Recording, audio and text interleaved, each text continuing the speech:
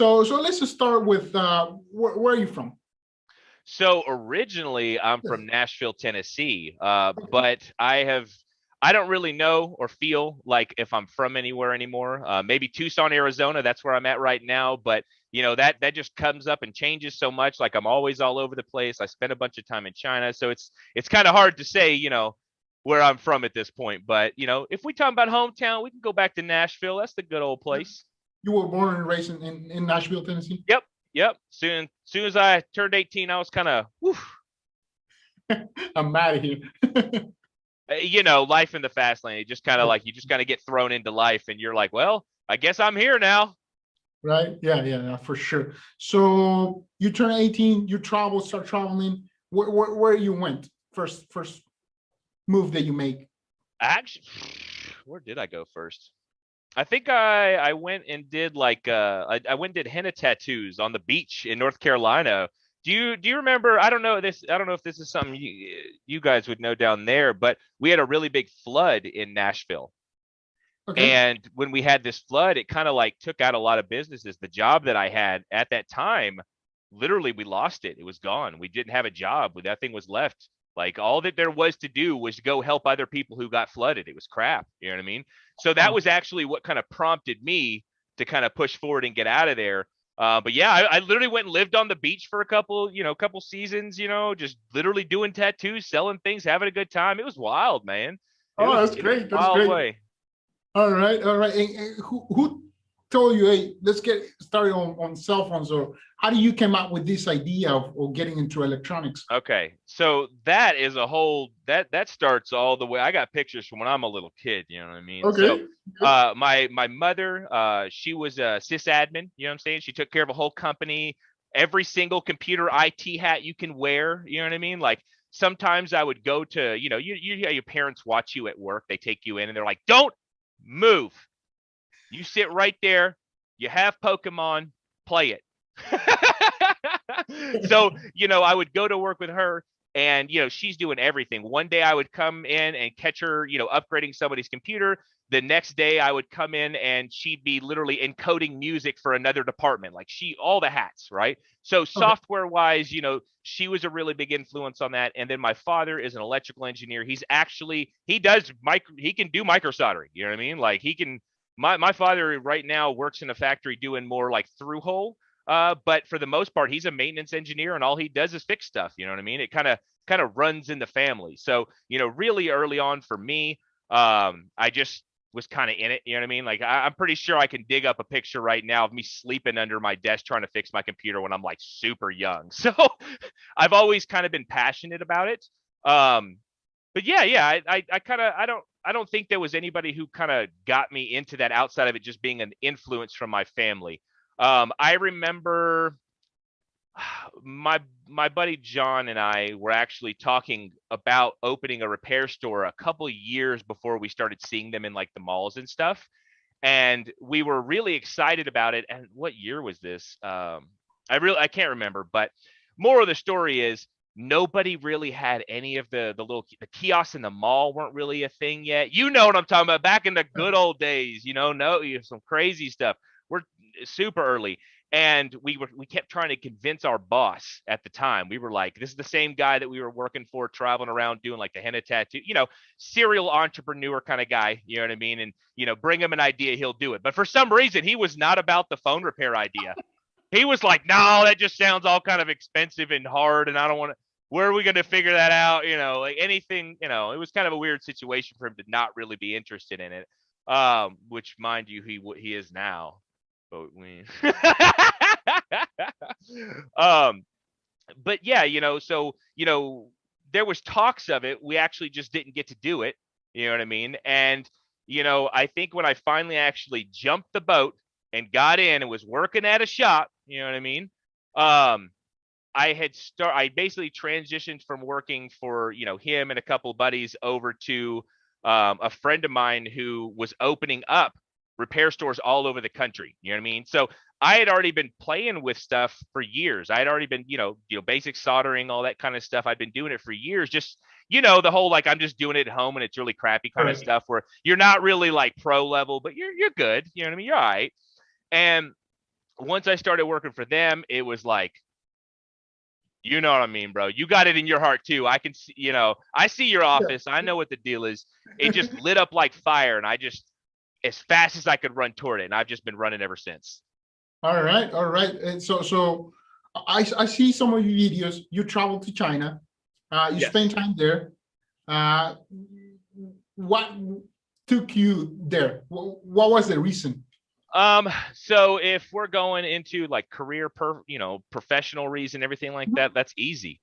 I've been done trying to get to China. I've been trying to convince every single person I ever met my whole life in this industry to send me to China. You know what I mean? Like, you can't, it's really difficult to say, oh, I'm going to move to China and have a professional shop. You can't, it's very difficult to do both. In fact, for me, doing both was a very big strain on my life. You know what I'm saying? And it's hard to do. So, that part of it was an issue, right? But there was an opportunity that presented itself. A vendor, a friend of mine, Injured Gadgets, they literally kind of made this little cryptic posting online talking about, we're kind of looking for somebody to do something somewhere far away for a long time. And I immediately was like, somebody's going to China.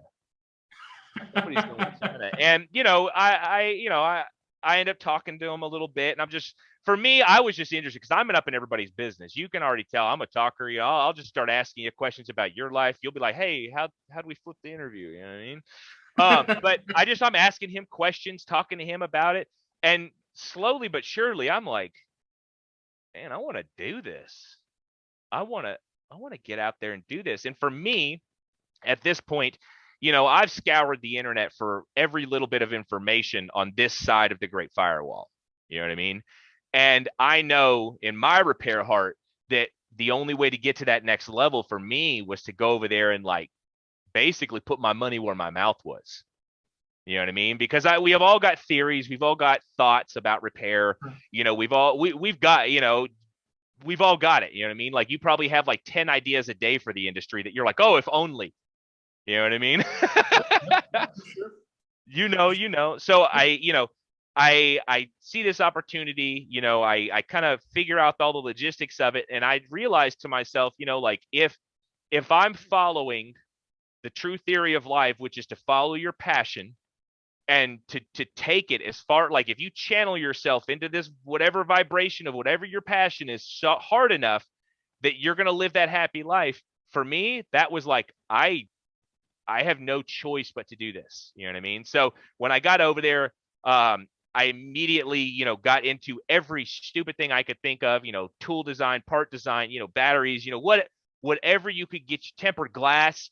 I walked into every single factory. If it's like, if you listen to me, I'm going to talk. If you open the door, I'm coming in. And I just used that opportunity to its fullest, like, for sure. You know what I mean? So why I did that, I think we all know why I did that now.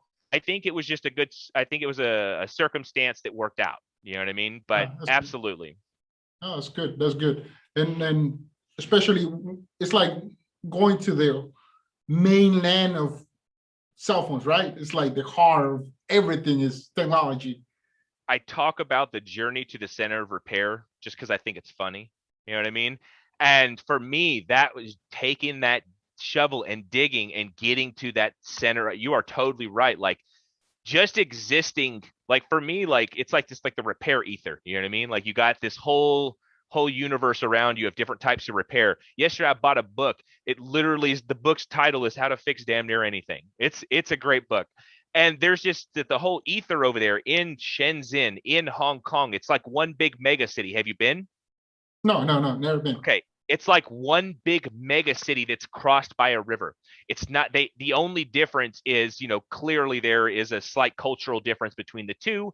But you just go over there and you walk across the border, give them your thing, and you got the other one. So all each side has its own, like, it's like the left and right brain. Does that make sense? The Yeah, left yeah. and right side of the brain. So you go over there and you go to Shenzhen, and you've got this, just like, the the logical working side that just is like, let's get this done. You know what I mean? Like, we are getting this done today. And then you got the Hong Kong side where you go over there and you've got this, like, discussion of ideas, and you're just you're not, it's not an end of a conversation that's like, how can I help? It's more of a conversation that's like, hey, what about this? You know what I mean? So, they both have this like part of the brain, and it's the soul of the repair ether, you know what I mean? And like being over there, there there are so many repair shops that it's just like, I lived in my apartment was above the chip market. You can't get away from it. It's everywhere. Even when you think you're outside of it, you're not. It's nuts. But you're right. For It's wild. yeah, for how long do you stay there? Close to a year and a half. Close to a year and All a right, half. all right. I think I came home maybe every couple months for a couple weeks at a time, just to kind of make sure I'm still American, that kind of thing. You know what I'm saying? Get some Still burgers, active, But yeah, I'd say very consistently for close to a year and a half, enough to know some people now, enough to know some people, some really, really good people.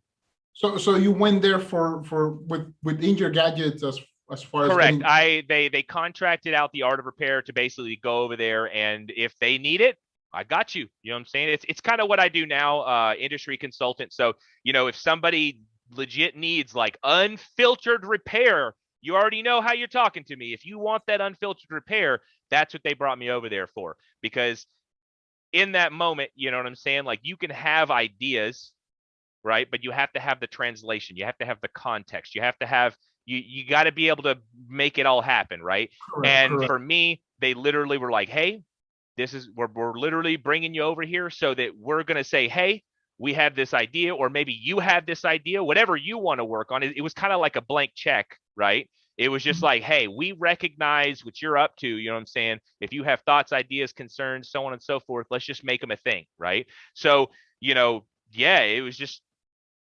yo, dog, we're going to let you go and live it up over there. And we're going to give you things that you already want to do for work. And you're just going to have a good old time. And that, yeah, it worked out great. You know what I mean? Like, at least for me, I think we came out with some really good products, Yes, for sure. but for the Yeah, most part, it worked out great for me. I loved it. yep. And to everybody that doesn't know Injured Gadgets is a company that sells a lot of parts. Right, right. Everything, So they're everything. they're based out of the United States. They cater to basically whoever, whenever, however, do it yourself, professional, whatever you got. You know what I'm saying? They do still carry the stuff. You know what I'm saying, that we did make over there. So if you guys want to check that out, personally, they're just good friends of mine, and I wouldn't say nothing bad about them. You know what I mean? But they're good dudes. Yeah, yeah. So to whoever knows or whoever wants to order parts, Injured Gadgets is the best. It's a good company to order.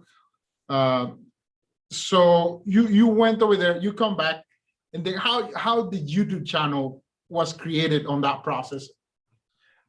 So the YouTube channel actually kind of pulls back to, if I'm being honest, my buddy John that I spoke about earlier, the one that was like originally, like, we kind of had the thought together like years and Huh? years ago to do this. Um, he, at the time when I first started the channel, was running an SEO company, helping people do marketing, so on and so forth. And you know, you can go online and you can meet the people that like kind of know, because they're pushing themselves, right? The people that know what they're talking about generally don't talk to the public because they're so dang busy doing their thing. They ain't got no Yep, time for it. You know what I'm saying? yep. He was one of those people, and we basically lived together. You know what I'm saying? He was my roommate, right? And over some years of me doing repair, and even before that, one of my big complaints was, man, there's not really a channel that just hits that techniques, tips, and tricks thing, right? Like, when you go to a repair channel, you go and you learn how to do this on this phone. Yep, yep, yep. You don't learn, and just spoiler alert, and I don't know when this is going to air, but tomorrow, my video that's coming out is the parallel line theory, right? It's basically the theory of how you interact with your motherboard of tweezers. Who talks about that? Nobody You're right. talks about You're that. right. You know what I'm saying? Yep. And that, like, I was always complaining that there wasn't some broad spectrum, like, apply it all kind of stuff. Does that make sense?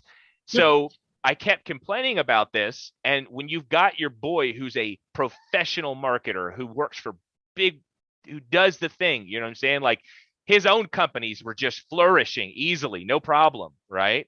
when you've got somebody like that listening to you all the time, if you know the man, I'll tell you what, he will tell you when he just like, it's kind of like talking to me, you know what I'm saying? If I've got an opinion, you're going to know it. You know what I mean? And his opinion was, boy, you know a lot of stuff about making videos, not to be making videos. And you're talking about all this channel stuff, and you could just be doing it yourself instead of Correct. complaining about it.